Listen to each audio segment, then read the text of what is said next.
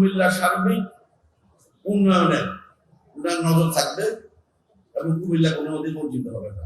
আপনারা অলরেডি ঢাকা কুমিল্লা রেললাইনের কথা বলছেন, এটা সেটাও পরিকল্পনার মধ্যে আছে। বর্তমানে আপনাদের একটা খুশি খবর দিয়ে যায়, ইনশাল্লাহ ঢাকার থেকে একটা রেল যায় কক্সবাজার ডিরেক্টলি, শুধু চট্টগ্রামে খাবেন। আমি রেলমন্ত্রী তা বসি যে সেটা কুমিল্লাতে রেল খাবেন, এখান থেকে ডাইরেক্ট রেল করে কক্সবাজার যেতে পারি। প্রত্যেকটি বিভাগীয় শহরে প্রায় 1100 কোটি টাকার মধ্যে একটা প্রকল্প আছে, যে শুধু বিভাগীয় শহরগুলিতে একটা বড় স্পোর্টস কমপ্লেক্স হবে বিকেএসপির মতো, যেখানে সব ধরনের খেলাধুলা থেকে শুরু করে ইন্টারন্যাশনাল মানের ক্রীড়া সংস্থা হবে।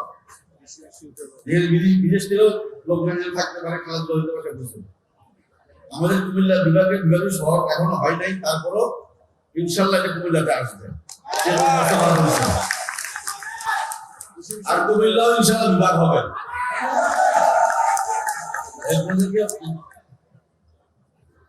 এগুলো আশ্বস্ত করে দিতে পারি, ইনশাল্লাহ এই সরকারের কুমিল্লা বিভাগ হবে।